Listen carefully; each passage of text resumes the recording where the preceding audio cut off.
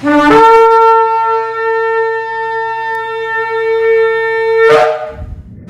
Shalom, esta es la congregación Beit Tefilá del sector Candelaria en Arecibo, y esta que le habla es la Roaina, la doctora Marisa Rivera. Hoy venimos con otra parashá, la parashá número 16, y esta parashá significa, se llama Beshalá, significa cuando envió, y la encontramos en el libro de Shemot, Éxodo capítulo 13, versículo 17, al capítulo 17 y versículo 16.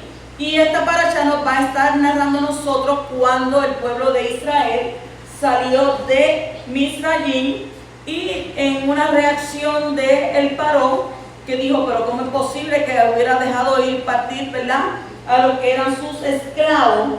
Y luego en el desierto, cuando ellos iban a ir hacia el desierto, Abacadosh los movió por otro lado, no por donde estaban los filisteos, los llevó por en otra dirección para que ellos no se volvieran para atrás por miedo a la guerra que iba a haber.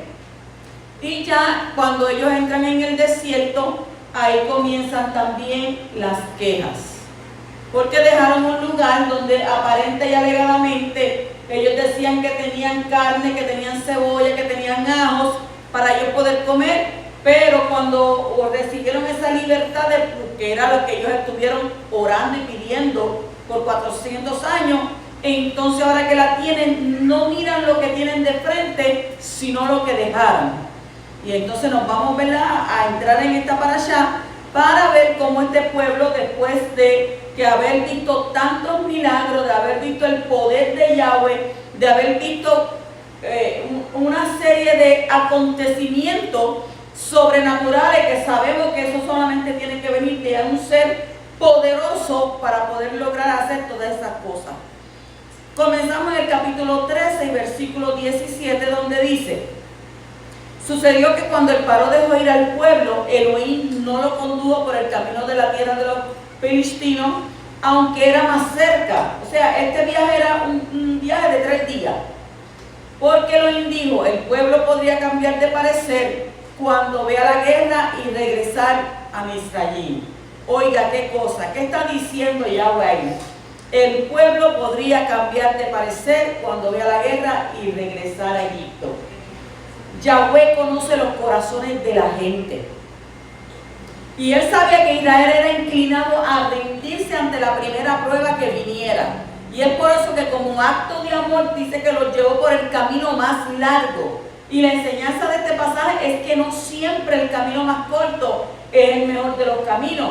O sea que la guerra con los filisteos y con todos los vecinos de Israel siempre ha sido latente. Y en los procesos de retorno a Israel, muchos que buscaron emancipación de Egipto por tanta esclavitud, al hacer este recorrido, eran presas fáciles ¿de qué? De los filisteos. Entonces, quienes al acabar con sus vidas los dejaban tirados por el camino. Entonces, esto era un paisaje deprimente y devastador para la muchedumbre de hebreos que buscaban la libertad, buscaban el descanso de la violencia y de la muerte. Y es similar este proceso de salida al vivido por nosotros al dejar nuestra esclavitud, siendo atraído por las palabras de Yeshua en Matillahu, Mateo 11, 28 al 30, que dice: vengan a mí todos los que están agobiados, los que están cargados, y yo les daré descanso. Tomen mi yugo y aprendan de mí, porque yo soy manso y de corazón humilde, y así encontrarán descanso para sus almas, porque mi yugo es fácil y mi carga es ligera. Continuamos en el versículo 19 de ese capítulo 13, y dice: y Moshe tomó consigo los huesos de Yosef, pues este había hecho jurar solemnemente a los hijos de Israel, diciendo: ciertamente los visitará Elohim, y entonces llevaré de aquí mis huesos con vosotros. Ya él sabía que esto iba a pasar. Él sabía que no se iban a quedar ahí, ¿verdad?, por mucho tiempo. Aunque sí fue mucho tiempo, pero no más tiempo, ¿verdad?, del que quizás ellos pensaban. Y una de las maneras de honrar a Yahweh es honrar a los demás, especialmente a aquellos que han sido sus siervos. Joseph había profetizado este momento y había hecho jurar a sus hermanos que sacarían sus huesos de allí. Entonces, cuando hemos comprendido el plan redentor de Yahweh, nuestro espíritu se conecta a las palabras y los eventos de una forma tal que solo constata la veracidad de lo establecido. Entonces, los huesos de Joseph son eso. Ezequiel 37 nos dice a nosotros. ¿Por qué? Porque los huesos de la casa de Joseph, todos aquellos que murieron fuera del pacto, y todos nosotros que vivíamos como muertos sin Elohim, sin pacto y sin promesa, algo parecido. Entonces leemos Ezequiel 37, 1 al 3, donde dice que con la mano de Yahweh sobre mí, Yahweh me llevó por su rúa y me puso en el medio del valle, y estaba lleno de huesos, y él me hizo pasar por alrededor de todos ellos. Había tantos huesos tendidos en el valle y estaban tan secos, y él me preguntó: Ben Adán, ¿pueden estos huesos vivir? Y yo respondí: oh Yahweh Elohim, solamente tú sabes eso. O sea, tú y yo éramos parte de esos huesos, pero se nos sopló espíritu, el ruach de vida, el ruach de Jaim, en Yahshua HaMashiach, y entonces hemos cobrado vida una vez más. El versículo 20 dice: emprendieron la marcha desde Sucot y acamparon en Etam, al borde del desierto. Este versículo nos narra la partida de los israelitas de Sucot y su campamento en Etam, al borde del desierto, marcando el inicio formal de su viaje hacia la libertad. Y este versículo también subraya la obediencia de Israel a la dirección divina tras salir de Egipto, y establece el escenario para la guía sobrenatural de Yahweh mediante la columna de nube y de fuego. O sea que el viaje más extraordinario de la historia, el de Israel, y en este recorrido vamos a apreciar lo majestuoso e inefable que es el poder de Yahweh para con todos los suyos. Versículos 21 y 22 nos dicen: Yahweh iba delante de ellos en una columna de humo de día para guiarlos por el camino, y en una columna de fuego de noche para darles luz para que viajaran día y noche. La columna de nube de día y la columna de fuego de noche no se apartaban de delante del pueblo. La palabra usada aquí para nube es anán, que significa nube, nublado o nube de tormenta, lo que nos ilustra que era una nube tan grande y sublime que asemejaba a las nubes de tormenta. Y estas columnas, nube y fuego, dice que tenía dos objetivos específicos. Primero, ser guía, y segundo, proteger al pueblo del clima extremo que se vive en el desierto, porque en el desierto usted no cree que está tropical. En el desierto por el día eso es sol, la arena caliente, y por la noche es frío. O sea que en el día un sol abrasador capaz de deshidratar, y en la noche un frío capaz de congelar. Y a nivel remes podemos entonces ver alegóricamente la nube de su cabot, la nube de su esplendor, protegiendo y mostrando su cobertura para con los suyos, como está escrito en el Salmo 91:1, el que habita al abrigo del Elión y mora a la sombra del Shaddai. Y el fuego sí que deja un amplio contenido de simbología. Sin embargo, quiero resaltar en Tehillim 119:105 que dice: lámpara es a mi pie tu Torah y luz en mi senda. O sea, bajo comentario de la versión Kadosh, en esta vida andamos a través de un bosque oscuro de maldad. No obstante, la Torah es la luz que nos muestra el camino hacia adelante para así no tropezar al caminar, y nos revela las raíces enredadas de filosofía y falsos valores. Tenemos que estudiar la Escritura para que podamos ver el camino y tú puedas ver tu camino con la suficiente claridad y así permanecer en la senda correcta. Y vemos entonces a Elohim asegurando su guía, protección y la seguridad de su presencia constante día y noche. Pasamos al capítulo 14 y versículo 5. Cuando le dijeron al rey de Misrayim que el pueblo había huido, el paró y su corte tuvieron un cambio de actitud hacia el pueblo y dijeron: ¿qué es lo que hemos hecho liberando a Israel de nuestro servicio? O sea, el anuncio provocó un cambio de actitud, es decir, esa actitud de derrota que sufría Faraón al haber sido vencido por Yahweh, ahora se convierte en ¿qué? En soberbia. Y este sentimiento hace que la persona se olvide de quién es. y sobre todo que olvide lo que Yahweh ha hecho en ellos y por ellos, porque llega un momento en que ni se acuerdan todo lo bueno que el poderoso hace por las personas. O sea, en el momento de la necesidad, no se recuerdan todo lo que Él viene haciendo por usted hasta el día de hoy. Entonces, por esto que Faraón decide una vez más desafiar al Altísimo, buscando esclavizar al pueblo de Israel otra vez. Y esta historia se ha repetido a lo largo de la historia, ya que muchos dominados por la soberbia han querido esclavizar y en casos extremos exterminar a la nación de Israel.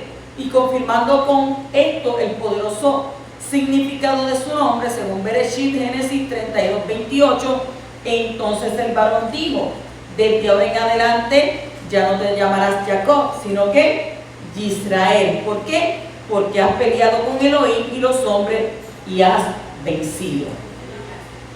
El versículo 9 dice: los misritas se pusieron a perseguirlo y todos los carros de caballos del Paró con sus jinetes y sus guerreros los alcanzaron acampados junto al mar cerca de Pihahirot frente a Baal-Zephón, con la intención de tomarlos por sorpresa y esclavizarlos nuevamente, que si él hubiera logrado eso ya él no los iba a dejar salir, él tenía que morir.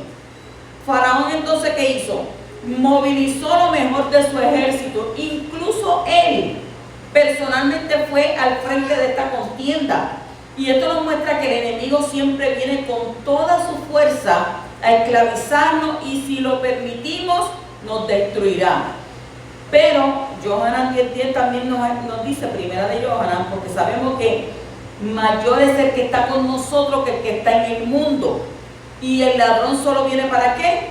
Para hurtar, para matar y destruir. Y que Dios Yeshua, yo he venido para que tengan vida, Jaim, y vida en su medida más abundante. Primera de Johanan 4:4 y Johanan 10:10. El versículo 13 al 14. Pero Moshe le dijo al pueblo: no tengan miedo, esperen y verán la liberación que Yahweh realizará por ustedes hoy, porque a los misritas que ven hoy no los volverán a ver nunca más. Yahweh peleará por ustedes, ustedes quédense quietos. Hay situaciones en las que pensamos que Yahweh está haciendo cosas sin sentido.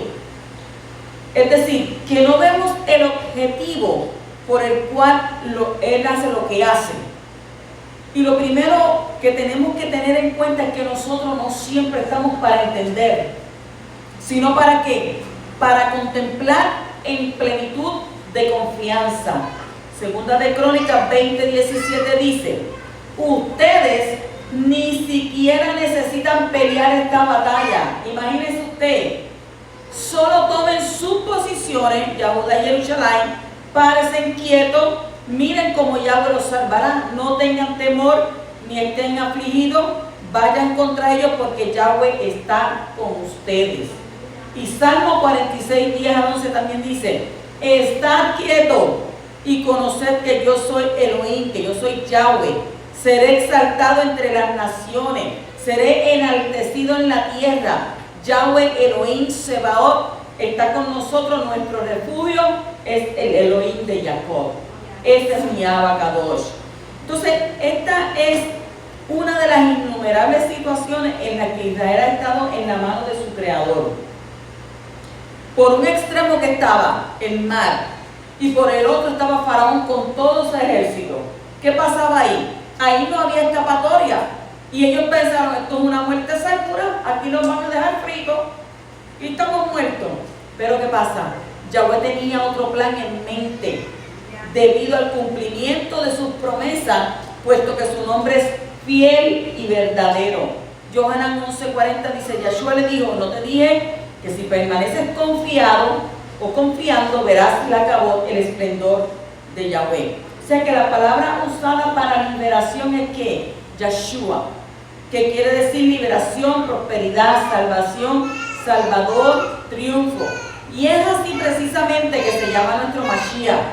Y podemos pensar que Moshe estaba hablando tanto momentánea como proféticamente. Es decir, que estaba hablando del evento que estaba a punto de ocurrir como del evento que ocurriría en el futuro, o sea, la salvación de Israel por medio de Yeshua. Y otro evento que apoya dicha salvación anunciado desde la Torá y que muestra dicha salvación es expresado por el Sheliach Shimon Kefas, el apóstol Pedro. En Kefas, primera de Pedro, Aleph Kefas 3:21, donde dice: aquella agua era un símbolo de la inmersión que ahora los salva a ustedes también, no en cuanto a quitarle la impureza carnal, sino en cuanto a la respuesta de una conciencia limpia para con Yahweh, mediante la resurrección de Yeshua el Mashiach. El versículo 22 dice: y los hijos de Israel entraron por el medio del mar en seco, y las aguas les eran como un muro a su derecha y a su izquierda. Este evento es considerado como un tevilá, como sumergimiento, como un bautismo, cuando dicen, ¿verdad?, la otra escuela, ya que el pueblo pasaba no solo de un lugar a otro, sino que también en un estado a otro. Y en otras palabras, pasaban de Egipto a conquistar la tierra prometida, de la esclavitud a la libertad, de ser siervos de Faraón a ser siervos de Yahweh, de guardar las leyes y las tradiciones egipcias a guardar la Torá. O sea que era un cambio grandísimo. Y eso es precisamente lo que hacemos en el tevilá. Cuando hacemos la tevilá, el sumergimiento, la inmersión, pasar de un estado de impureza a uno de completa pureza, y que gracias a Yeshua, quien es la puerta, ingresamos de forma legal a la ciudadanía de Israel. El tevilá, inmersión o nuevo nacimiento, son los mismos actos. Nosotros lo conocemos, ¿verdad?, anteriormente como bautismo.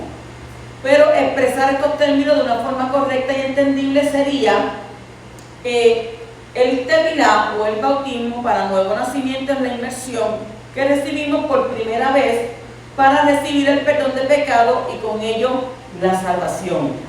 Entonces nosotros, como seguimos siendo estudiantes de Torah, seguimos estudiando Torah todos los Shabbat, tenemos, ¿verdad?, la revelación de estas raíces hebreas, porque hemos salido, ¿verdad?, del lugar donde anteriormente nosotros no sabíamos estas cosas, y tenemos que tener una mayor comprensión de cada término y profundizar en él hasta llegar al completo y máximo entendimiento del mismo.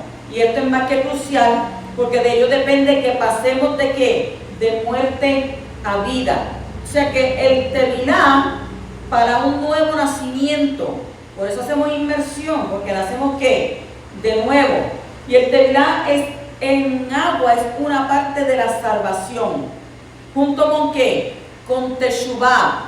Teshuvá, que traduce como retorno o arrepentimiento, más el don del Ruach HaKodesh.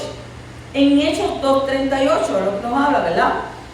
La inmersión es la muestra y expresión de fe obediente, porque usted hace que emuná, tiene una fe auténtica, emuná shelemá, a las palabras del mismo Yeshua, según Yohanan 3:3 y 5.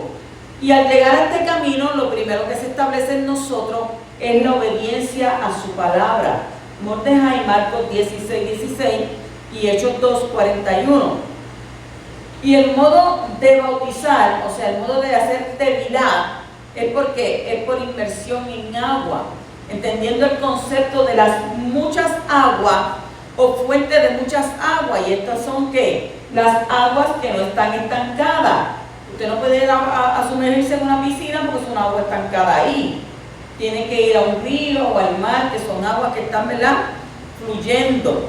Primero, ¿por qué? Porque debe ser aguas que brotan de una fuente natural, aguas que fluyan y además que estén en constante movimiento. Entonces, características escriturales que no se dan con esa misma claridad en que en piscina y estanque o los famosos bautisterios.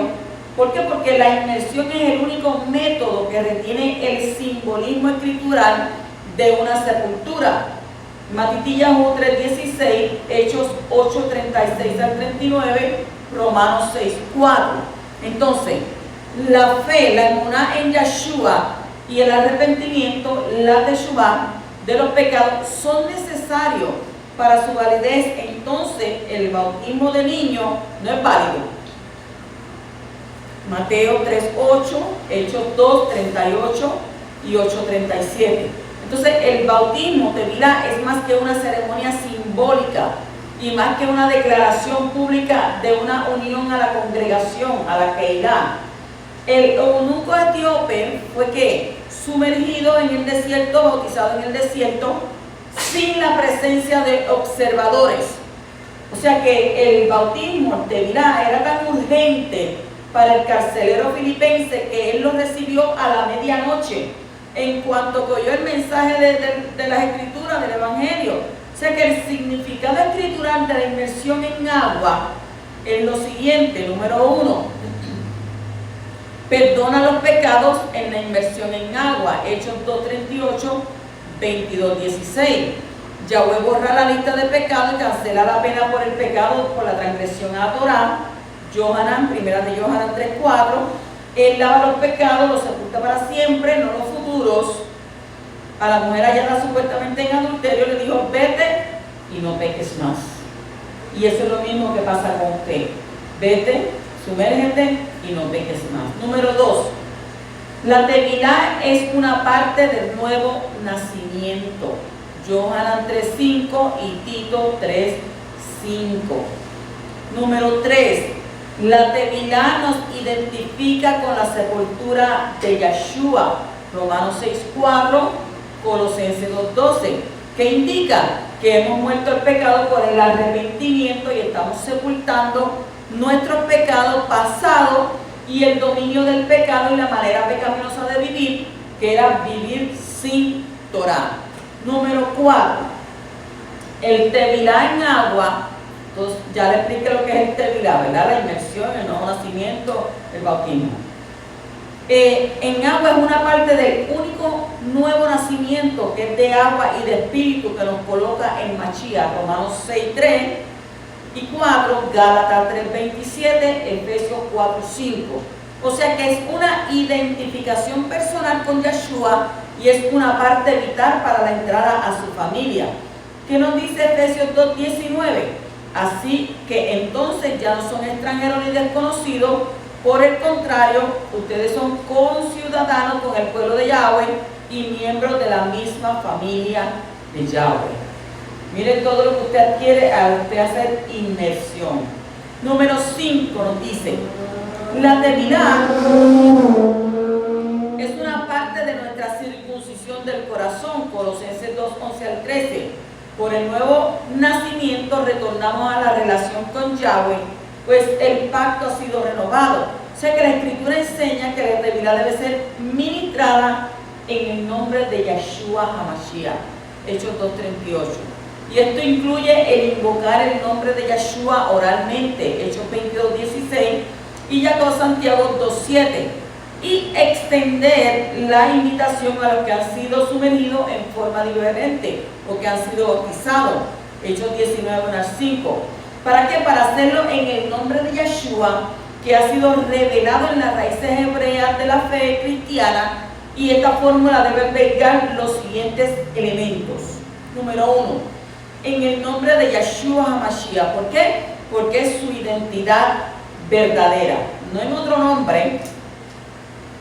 Entendiendo la obra del Mashiach, esto es muerte, sepultura y resurrección para salvación. Y tercero, esto establece la verdadera autoridad, habilidad de salvarnos en sí mismo, y les voy a dar las razones escriturales para la inmersión en el nombre de Yeshua. ¿Cuáles son estas? Número 1, la congregación del primer siglo adhería exclusivamente esta fórmula. La Escritura registra 5 relatos históricos de inmersión en la Keilah que destacan el nombre o la fórmula, y en cada caso es el nombre de Yeshua. Hechos 2:38, 8:16, 10:48, 19:5 y 22:16. Las epístolas también hacen referencia a esta fórmula del nombre de Yeshua HaMashiach en Romanos 6:3 y 4, Primera de Corintios 1:13, Primera de Corintios 6:11, Gálatas 3:27 y Colosenses 2:12. Aún el graso error de Matitillá, Mateo 28:19, se refiere a esta fórmula puesto que describe un nombre singular que representa las manifestaciones de la deidad en este pasaje tardío. Y ese nombre es ¿quién? Yeshua.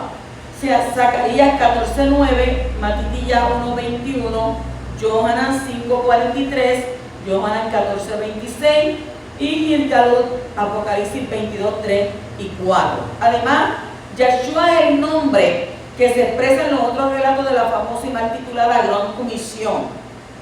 Mateo, Matitillá 16:17 y Lucas 24:47. Ahora bien, para no dejarlo como un mal sabor de boca, les someto a criterio de ustedes como la Gran Comisión, Isaías 49:6, donde dice, Él ha dicho, es gran cosa que tú seas mi siervo para establecer las tribus de Jacob y recuperar la dispersión de Israel. Yo te he dado a ti por pacto un pueblo, yo también te haré luz para las naciones, para que mi salvación se difunda hasta los confines de la tierra. ¿Qué opinas? Número 2. La inmersión representa la sepultura con Yeshua HaMashiach. Con nadie más, solamente con él. Romanos 6:4. Número 3. La inmersión es una identificación personal con Yeshua y su nombre nos identifica como su posición, o sea, somos posesión de él. Romanos 6:3, Hechos 15:14-17. Número 4. La inmersión es para el perdón de pecado.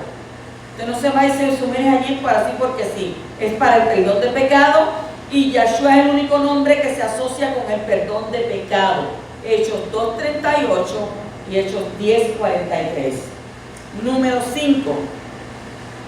El nombre de Yeshua representa todo el poder y la autoridad de Yahweh. Mateo 28:18, Yohanan 14:14 y Hechos 4:7 y 10. Entonces, cuando invocamos su nombre en absoluta confianza, su poder y su autoridad nos vienen a hacer ventajas. Hechos 3:6 y 16. Número 6. Todo lo que hacemos en palabra o en hecho debe hacerse en el nombre de Yeshua. Colosenses 3:17. Y en la inmersión están ambos. Está la palabra y está el hecho. Número 7. El nombre del Adón Yeshua HaMashiach es el nombre más alto que la humanidad conoce. Y todos harán reverencia a ese nombre. Filipenses 2:9-11. El 8. La inmersión es una parte de nuestra salvación y Yeshua es el único nombre en que se salva. Hechos 2:21, 4:12 y Primera de Kefas 3:21, Primera de Pedro. Número 9. La inmersión es una confesión pública de nuestra fe en Yeshua y significa la aceptación de Él como Salvador. Hechos 8:12, 8:37, 19:5. O sea que Yeshua es nuestro único Salvador y nuestro único acceso a Yahweh. Yohanan 14:6-11. Número 10. La inmersión en el nombre de Yeshua significa la fe en que la plenitud de la deidad está en Yeshua. Colosenses 2:9. 11. La inmersión en el nombre de Yeshua demuestra reverencia y obediencia hacia la palabra de Elohim más que a la tradición humana. Y es la puerta que nos lleva a la Torá y todos sus mandamientos. Y número 12. El dogma moderno trinitario no se enseña en la Escritura y por lo tanto no hay justificación teológica para una fórmula trina. Entendimos esto. La fórmula del nombre de Yeshua para la inmersión en agua tiene el apoyo de la exégesis escritural y hebrea. Cuando una persona recibe el Ruach de Kadoshá, de santidad, Ruach HaKodesh, antes de la inmersión en agua, tiene vida nueva espiritual. Sin embargo, es mandado a hacer ¿qué? sumergido en el nombre de Yeshua, Hechos 10:48. Y tenemos que obedecer el mandato que está escrito, porque Elohim procede, pues siempre permanece en una relación correcta con él. Yohanan 7:38, que dice: el que cree en mí, como dice la escritura, de su vientre fluirán ríos de agua viva por siempre. Ríos de agua viva, no dice ríos de agua muerta, ríos de agua viva. Bendito el poderoso. Versículos 27 y 28 dice: Moshe extendió su brazo sobre el mar, y al amanecer el mar volvió a su estado normal, y los misritas huían que ante él. Pero Yahweh arrojó a los misritas al mar, las aguas volvieron y cubrieron los carros y los jinetes. Todo el ejército del Paró que los siguieron dentro del mar, no quedó ni uno de ellos. Y este es sin duda el evento más maravilloso y trascendental que nuestra amada nación de Israel ha vivido. ¿Por qué? Porque fue la prueba indubitable de que Yahweh estaba con ellos. Y esta oportunidad, como otras tantas, fue una milagrosa liberación que nuestro pueblo ha vivido en su historia. Lo que nos enseña que es la batalla de ¿quién? Del poderoso. Esta es la batalla de Yahweh. Y que Él nunca desampara a los suyos. Apocalipsis 12:6 dice: y ella huyó al desierto, donde tiene un lugar preparado por Yahweh para que pueda ser cuidada por el espacio de 1260 días. O sea que aquí, de forma profética, para los últimos tiempos, habla que nuevamente sustentará a su novia Israel en el desierto. El versículo 31 dice: y cuando Israel vio el maravilloso poder que Yahweh había ejercido contra los misritas, el pueblo respetó a Yahweh, tuvieron fe en Yahweh y en Moshe, su servidor. Si tenemos en consideración que el pueblo tuvo 400 años, 430 que dicen en otros lugares, en Egipto, por lo que quizás muchos no conocían a Elohim, sus padres, después de este evento no le quedó la más mínima duda de quién era Yahweh, quién era Él y su gran poder. Así que como tampoco quedó duda acerca de que Yahweh había puesto a Moshe por juez sobre la nación de Israel. Y es interesante y hasta paradójico como el poderoso usa las palabras de sarcasmo y humillación en múltiples ocasiones para tratar a los pueblos. O sea que Moshe en el pasado, por querer ayudar a sus propios hermanos, ellos lo rechazaron bruscamente. Está en Éxodo 2:14. Él respondió: ¿quién te nombró jefe y juez sobre nosotros? ¿Tienes intenciones de matarme como mataste al Misraim? O sea, este rechazado, apartado y hasta ajeno personaje, que era no solo el elegido, sino también el que vería a Yahweh cara a cara. Por eso cuando hablen de ustedes, que tú no sirves, que tú no esto, que tú no aquello, miren, encárguese al poderoso. Porque mira a Moshe cómo le dijeron: ¿y quién te crees tú que tú eres? ¿Y tú te crees jefe? ¿Y tú te crees que esto? Pero cómo tuvo que ver este personaje lo que pasó con él.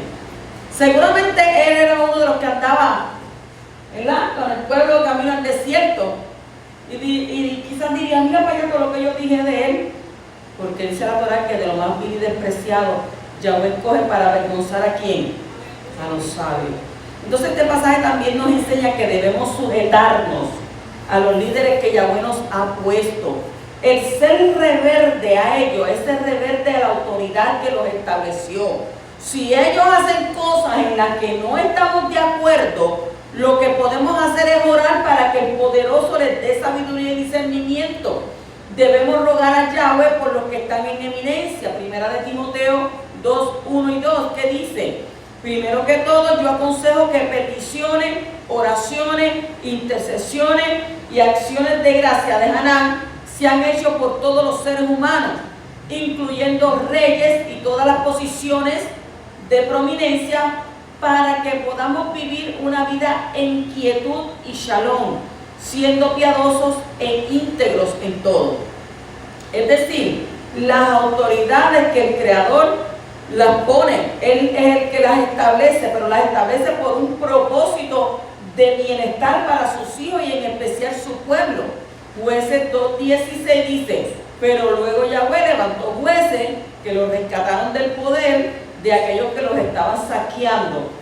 Y Jueces 2:18 dice, cuando Yahweh levantó jueces para ellos, Yahweh estaba con el juez y los libraba de las manos de sus enemigos por toda la vida del juez, porque Yahweh fue movido a piedad por su lamento bajo aquellos que los oprimían y aplastaban. Él siempre ha tenido cuidado de nosotros. Él siempre ha tenido cuidado de aquellos que le buscan, de aquellos que le aman. Porque si tú eres su hijo y tú le buscas en espíritu y en verdad, Él dice, date tranquilo, date quieto, yo voy a pelear por ti, mía es la venganza, no te agites, no te exaltes. Es difícil, pero si tenemos en una shelema, una confianza auténtica en el poderoso, sabemos que Él nos va a ¿qué? Él nos va a defender. Pasamos al capítulo 15, versículo 1, donde nos dice, entonces Moshe y los israelitas entonaron esta canción a Yahweh, dijeron, cantaré a Yahweh porque ha triunfado esplendorosamente, caballo y jinete ha arrojado al mar. Echó a la mar quien nos perseguía, jinete y caballo, echó a la mar. O sea que el objetivo principal de la alabanza es magnificar a Yahweh por lo que es, por lo que hizo, por lo que hace, por lo que hará. Y ese fue precisamente el objetivo por el cual Moshe y todo el pueblo cantó al Altísimo. ¿Por qué? Porque ellos reconocieron que había sido Yahweh quien había vencido a Faraón y su ejército. Ellos no, porque todos estaban muertos de miedo. Veían al Faraón y temblaban. Pero había uno más grande que el Faraón. El versículo 6 de ese capítulo 15 dice, tu diestra Yahweh es esplendorosa en poder, tu diestra Yahweh destroza al enemigo. La palabra usada aquí para diestra es Yamin. Yamin, que significa brazo derecho, diestra, o sea, lado o la mano, recto y derecho. Esta a su vez deriva de Yamán, que significa ser físicamente derecho, firme, por lo que podemos entender que no solo habla de la mano derecha, sino que también habla de poder, habla de rectitud, de firmeza. Y este término también se cruza con el término diestra, haciendo una analogía, encontramos que Yahshua está a la diestra de Yahweh. ¿Qué nos dijo Rab Shaul en Romanos 8:34? ¿Quién nos condenará cuando el Mashiach Yahshua fue el que murió? Y no solo eso, sino que también resucitó. Y además está a la diestra de Elohim y también intercede por nosotros. O sea que en esta declaración encontramos un dato importante. Y es que la partícula alá, o es en griego, yo estoy diciendo alá, que quiere decir en, sobre, por, lo que nos dice que Yahshua en o sobre la diestra de Yahweh. O sea, o en el poder de Yahweh, o es la diestra de Yahweh. Fíjense eso, a quien tenemos ahí peleando por nosotros, intercediendo. El versículo 9 dice, el enemigo dijo, perseguiré, alcanzaré, repartiré el despojo, se saciará de mi alma de ellos, sacaré mi espada y los destruirá mi mano. Vez tras vez vemos este patrón de los enemigos de Israel. Cada vez que se levanta un enemigo de Israel, lo hace con la idea de ¿qué? De exterminarlo. Pero la realidad es que no han podido ni podrán, porque el Altísimo es quien lucha por nosotros. Salmo 27:3 dice, si un ejército acampa contra mí, mi corazón no temerá, y si la guerra rompiera contra mí, aún así yo seguiré confiando. O sea que aunque el enemigo se levante contra mí, no podrá. ¿Por qué? Porque el confiar en el poderoso es el que nos va a salvar. Versículo 13 dice, en tu misericordia has guiado al pueblo que has redimido, con tu poder los has guiado a tu Kadosh morada. Esta declaración afirma claramente que la salida de Egipto fue una redención llevada a cabo por Yahweh en favor de su pueblo. Y aquí vemos una marcada tipología con la obra de Yahshua al redimirnos y guiarlos a la ¿qué? A la Kadosh morada de Yahweh. Aquí la tierra prometida tipifica la Kadosh morada, por lo que se infiere que se habla de lo mismo. O sea, es decir, que la Kadosh morada no es otra cosa que la tierra de Israel. Cuando Yeshua vuelva, no es para llevarnos al cielo, sino a Jerusalén, la ciudad de su reinado aquí en la tierra. O sea que Él gobernará con vara de hierro a las 70 naciones originales hasta el cumplimiento de los 1000 años. Dice que luego descenderá del Shamayim. ¿Qué va a descender? La nueva Jerusalén. Pero no sin antes haber sido ¿qué? Sin antes haber una transformación total del cielo y de la tierra. Así que ustedes léase, ¿verdad?, con detenimiento Apocalipsis 20 y 21, el capítulo 20, el capítulo 21, donde dice, ¿verdad?, que va a haber cielos nuevos y tierras nuevas. Versículo 26 dijo, si ustedes oyen, escuchen esto, Shema, si ustedes oyen diligentemente a Yahweh, su Elohim, haciendo lo que es recto a su vista, prestando oído a sus mandamientos, observando todas sus leyes, entonces no traeré sobre ustedes ninguna de las enfermedades que traje sobre los misritas, porque yo Yahweh soy su sanador. Yahweh profeta. O sea, muchas veces pedimos a Yahweh bendiciones de todas las áreas de nuestra vida, pero se nos olvida que la bendición es el resultado directo ¿de qué? De la obediencia. Ay, yo quiero que tú me bendigas, yo quiero que tú me bendigas, yo quiero que tú envíes bendición, yo quiero que tú envíes bendiciones, que yo quiero esto, que yo quiero aquello, que yo quiero lo otro, pero no estás en obediencia. Si queremos bendición y queremos sanidad, debemos obedecer la Torah de Yahweh. O sea que todo el capítulo 28 de Deuteronomio de Barín habla tanto de las bendiciones para el que obedece como las maldiciones para el que desobedece la Torah. Entonces, ahora bien, depende del entendimiento que hayas recibido, si lo ves como real o lo ves como ficticio. Si tú entiendes que eso no, yo tengo que hacer eso, pues, o sea, de lo que estamos más que convencidos es que la Torah es de sentido común. ¿Cómo te van a cubrir todas las promesas de bendición sin las responsabilidades para las mismas? O sea, si tú no obedeces, ¿qué tú vas a recibir? Consecuencias. Entonces, no pidas bendición, porque si no estás en obediencia, ¿qué dice la Torah? Dice Yahweh que eres tu sanador, pero si no andamos en obediencia, ¿verdad?, no va a haber sanidad. Versículo 27. Llegaron a Elim, donde había 12 fuentes de agua y 70 palmeras, y acamparon allí junto a las aguas. 12 fuentes que representan ¿qué? Las 12 tribus de Israel. 70 palmeras que representan las 70 naciones de aquel tiempo, tipificando a la totalidad de naciones que existen hoy. Es decir, proféticamente hablando, que las 12 tribus de Israel serían de bendición para las demás naciones del mundo. Y todas las naciones, que son 70, se alimentarán de la fuente de agua, que son todas las tribus de Israel. No solo una, no solo Yahudá, las 12 tribus de Israel.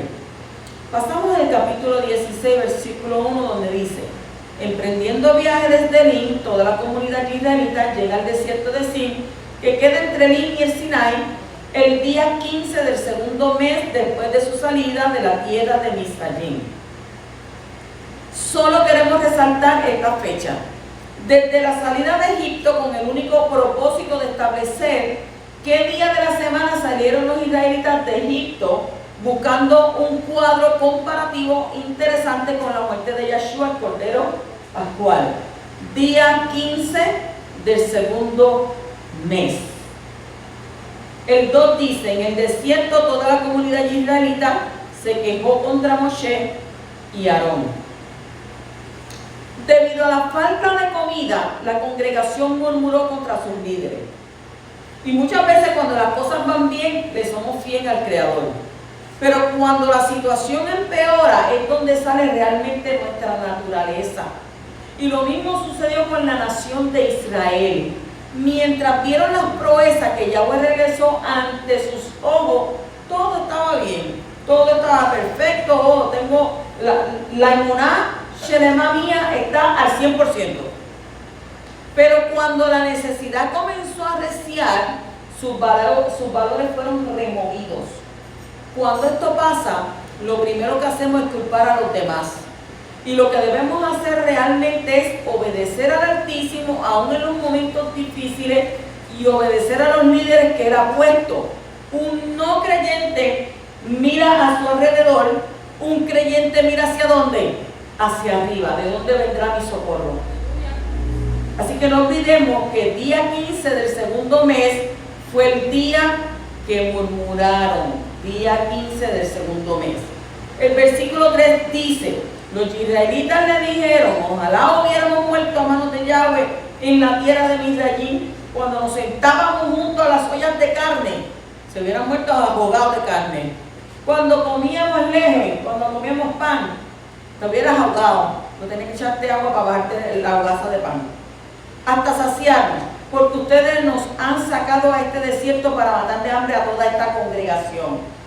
¿Cuándo fue expresado esto? El día 15 del segundo mes.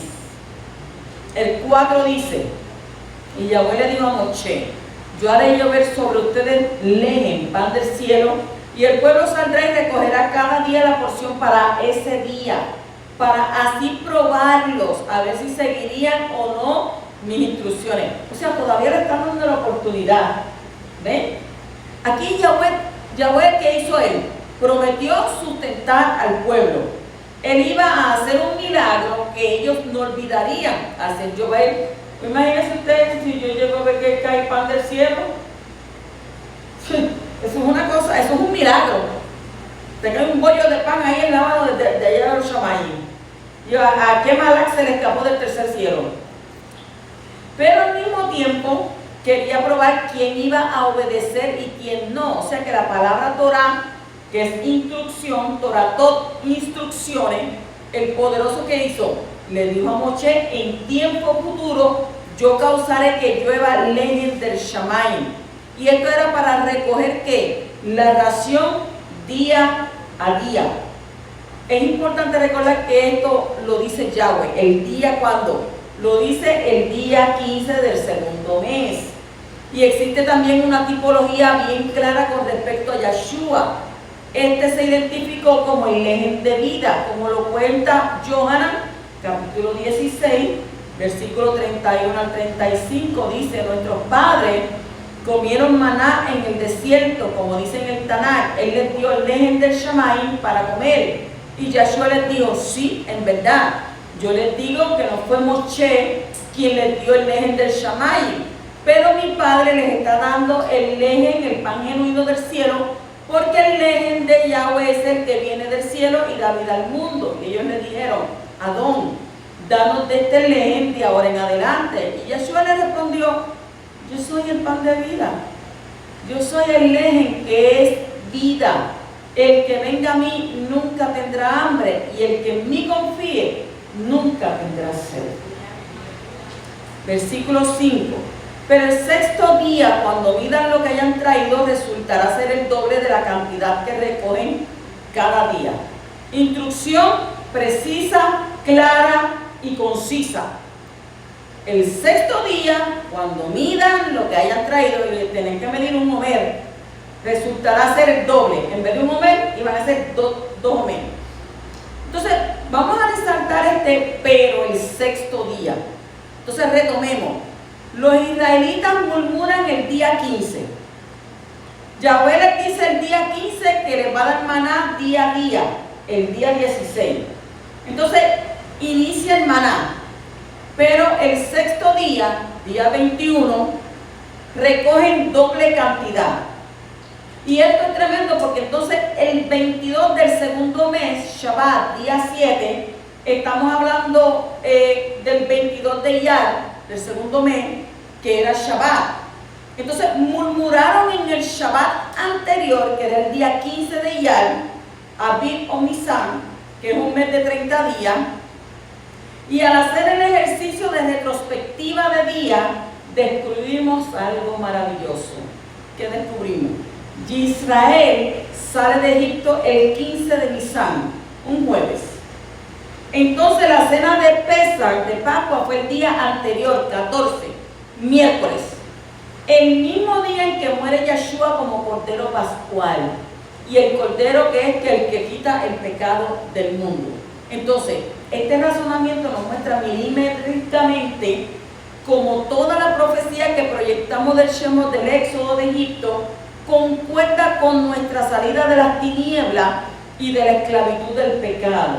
O sea que nuestro Mashiach Yeshua muere entre las 2 tardes, y entre las 2 tardes como las 3 del miércoles 14 de Nisan, es sepultado antes de la caída del sol, pues se iniciaba ¿qué? El Shabbat, el alto de Pesach. Entonces cumple con las 3 noches y los 3 días en la tumba. O sea, no fue que él se murió el viernes y el domingo resucitó, porque un día trae ¿cuánto? 24 horas. Y si murió el viernes a las 3 de la tarde, el sábado a las 3 de la tarde son 24. El domingo a las 3 son 48. Y entonces, ¿cuándo son las 72 horas? Lunes. Y no es así. Entonces, él muere entre esas 2 tardes del miércoles 14 de Nisan, es sepultado entonces antes de la caída del sol, se inicia el Shabbat, el alto Pesach, cumple con las 3 noches y los 3 días en la tumba, resucitando después del Havdalah del Shabbat semanal. Y esta cuenta nos permite de igual forma comprender que el primer día de Nisan o Aviv, o sea, principio de meses del año, y a la Rosh Chodesh cae un jueves. Y esto es un argumento contundente que rompe con la teoría del Shabbat lunar en tiempos del Mashiach Yeshua. ¿Por qué? Porque resucitó ¿cuándo? En Shabbat. No fue Yom Rishon, no fue domingo. En Shabbat. Ok. Ese capítulo 16, versículos 6 al 8 dice: así que Moshe y Aarón dijeron a los israelitas: a la tarde sabrán ustedes que fue Yahweh quien los sacó de la tierra de Misraim, y por la mañana contemplarán la presencia de Yahweh, porque él ha escuchado sus quejas contra Yahweh. Porque ¿quiénes somos nosotros para que se quejen contra nosotros? Moshe continuó: como es Yahweh quien les dará carne para comer a la tarde y leche por la mañana hasta la saciedad, porque Yahweh ha escuchado las quejas que profieren ustedes contra él. ¿Cuál es nuestra parte? Su queja no es contra nosotros, sino contra Yahweh. De este pasaje entendemos 2 cosas. La primera es que Yahweh conoce nuestras necesidades y las suple. Y vemos que le da el maná en la mañana del siguiente día, que es 16 de Iyar, y carne en la tarde. O sea, a veces confundimos lo que queremos con lo que necesitamos, y a veces no es lo mismo. Pero debemos tener en cuenta que Yahweh nos da lo que necesitamos, independientemente que lo queremos o no lo queramos. Segundo, que cuando murmuramos contra las criaturas, en realidad no lo hacemos contra ellas, sino contra ¿quién? Contra su creador. Y fue eso precisamente lo que Moshe le enseñó al pueblo, que al murmurar contra él y contra su hermano Aarón, en realidad de quien murmuraba era de parte de ¿qué? De que los puso donde estaban.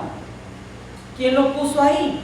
Yahweh Sebaot. O sea, Hechos 5, 38, 39 dice: de modo que en el presente caso mi consejo a ustedes es que no interfieran con ellos, sino que los dejen estar, porque si esta idea o este movimiento tiene un origen humano, se desvanecerá.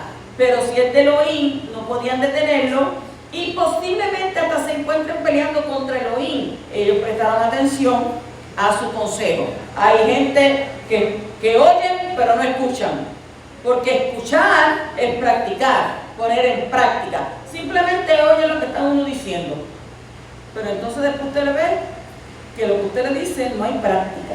Por eso quiere decir que no escuchamos, simplemente oyeron.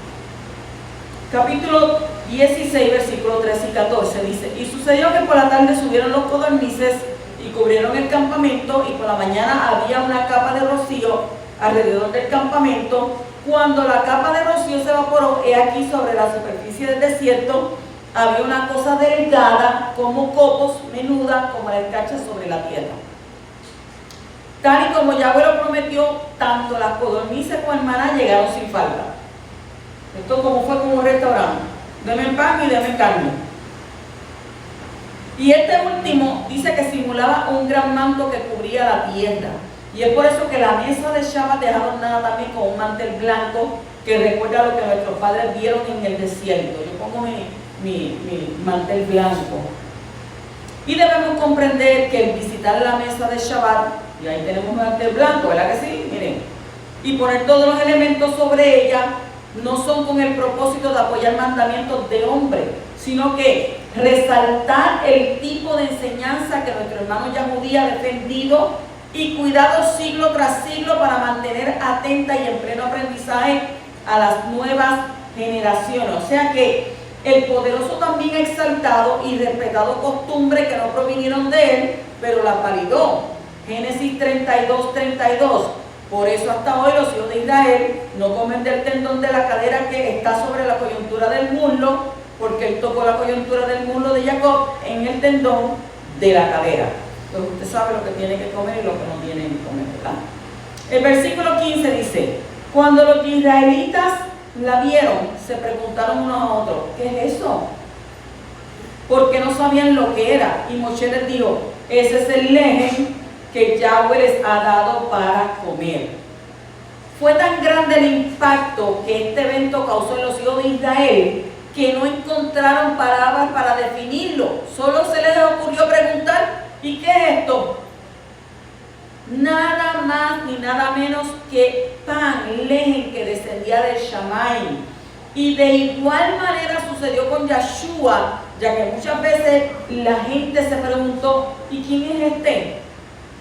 Lucas 7:49, 8:25, Yohanan 6:51. Yo soy el pan viviente que ha bajado del Shammai. Si alguno come este lejen, vivirá para siempre. Además, el pan que yo daré es mi propia carne, la cual daré por la vida del mundo. O sea, el comentario de la Kadosh expresa: comer pan de vida significa aceptar a Yeshua y unirnos a Él. Nos unimos a Yeshua de dos formas. Número uno, al creer en su muerte, el sacrificio de su carne y resurrección. Y número dos, al obedecer su Torah.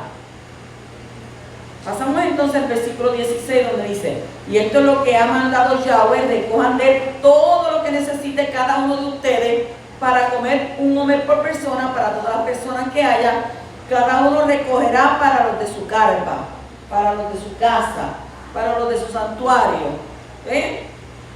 El mandato era que recoger solo lo que se consumiría ese día. No se podía guardar para el día siguiente. Y al poner límites a la cantidad que cada persona podía recoger, Yahweh nos está enseñando una lección importante. Y es la confianza en ¿qué? En que Él proveería día a día. Y el próximo día Él iba a proveer. Y el otro próximo día Él iba a proveer. Entonces teníamos que confiar en que ¿qué? Que Él proveerá. ¿Y proveerá cuándo? Hoy nada más. Proveerá día a día, como es expresado en Mateo capítulo 6, versículo 31 al 34, dice: por tanto, no se afanen diciendo qué comeremos, o qué beberemos, o con qué nos cubriremos, porque los gentiles buscan todas esas cosas, pero su Padre que está en el Shammai sabe que ustedes tienen necesidad de todas estas cosas. Más bien, busquen primeramente el reino de Yahweh y su salvación o su justicia, y todas estas cosas les serán ¿qué? Dadas por añadidura. Así que no se afanen por el día de mañana, porque el día de mañana traerá su propio afán.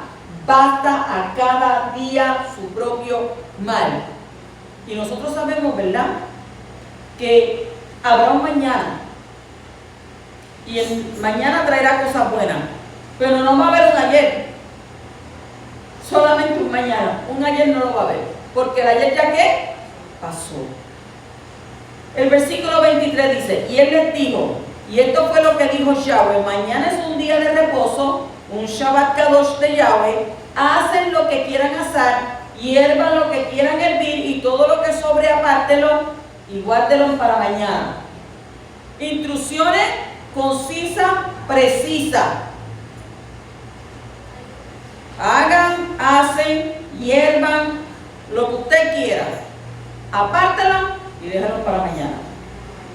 Allí no había nevera, allí no había freezer. O sea, solo había un día en que se podía recoger una doble porción y era el día antes del Shabbat. Lo que nos enseña dos cosas fundamentales. Primero, que Yahweh proveerá siempre para Shabbat, así como los demás días. Y al abstenernos de hacer las labores diarias en Shabbat, el Poderoso promete suplirnos todas nuestras necesidades. Segundo, que el Shabbat es el día por excelencia establecido para dedicarlo única y exclusivamente a Yahweh, así como a pasarlo en familia. Si te vas a trabajar porque dices, no, el faraón quiere, o si te...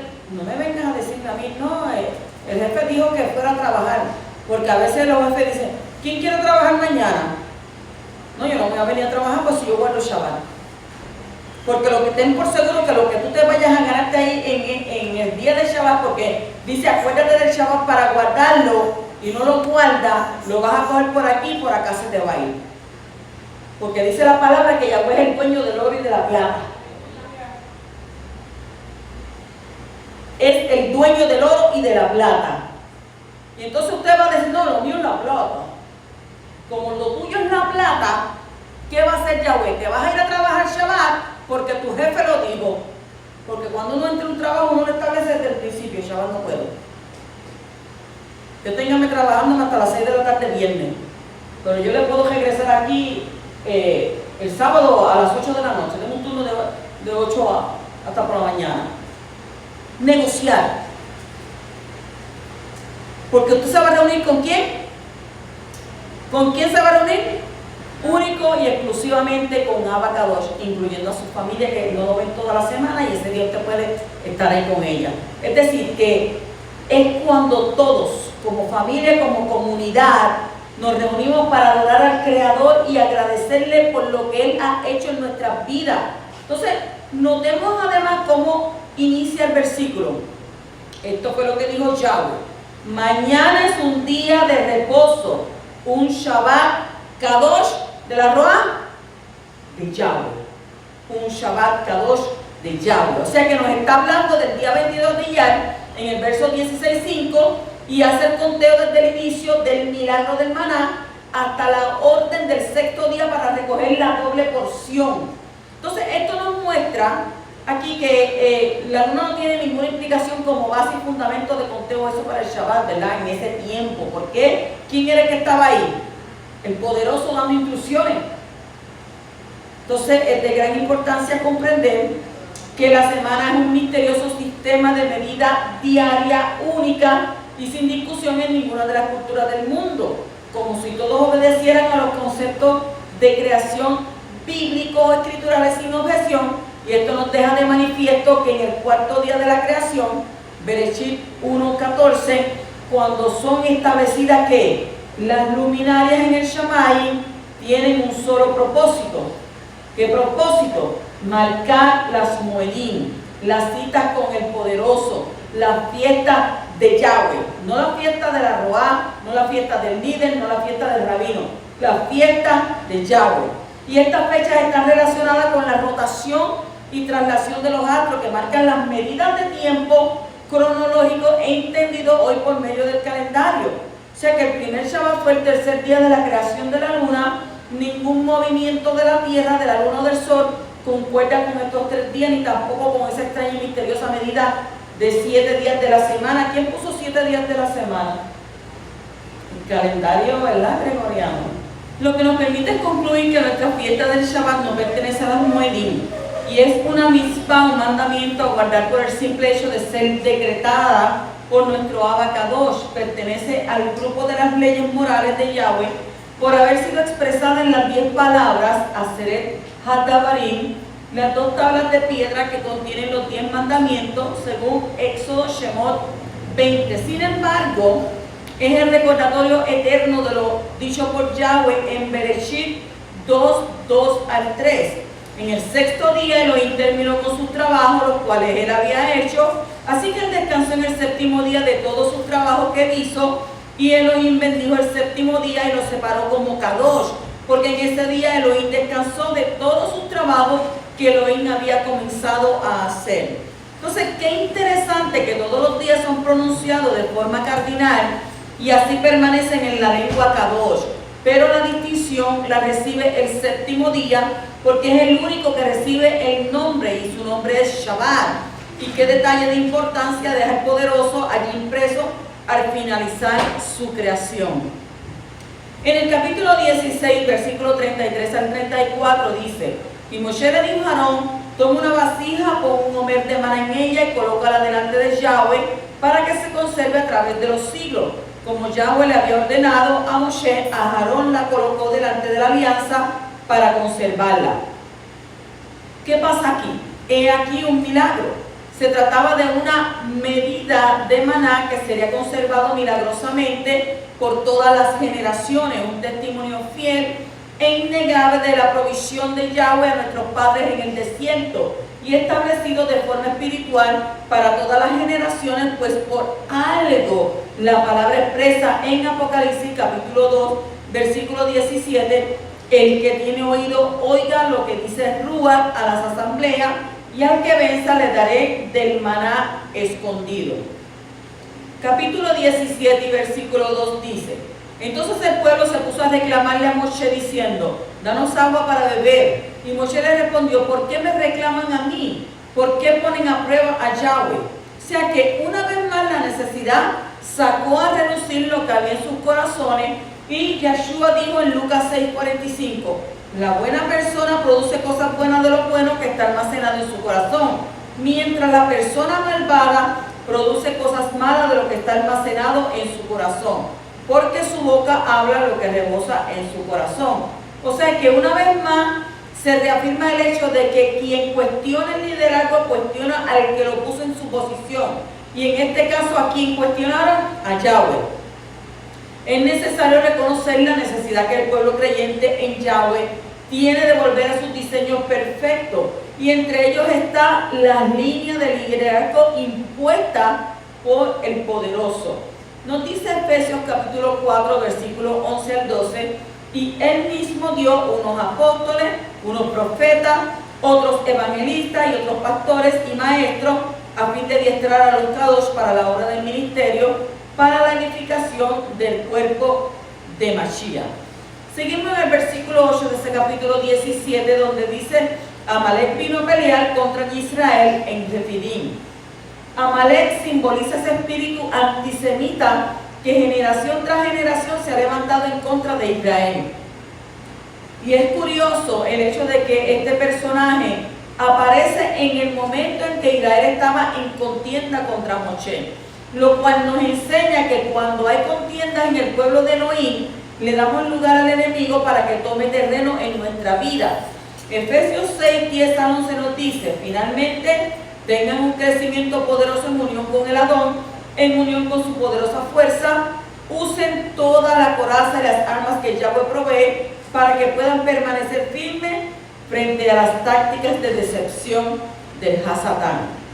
Continuamos en el versículo 10, donde dice: Yehoshua hizo como le dijo Moshe y peleó contra Amalek, mientras Moshe, Aarón y Hur subieron a lo alto de la colina. En la caída de los hijos del poderoso, cada uno tiene su función única e irrevocable. Moshe era el líder que estaba en comunión directa con Yahweh en favor del pueblo, y Yehoshua era el líder militar del pueblo. O sea que ambos eran importantes. ¿Por qué? Porque en el reino todos somos importantes para Abba Kadosh.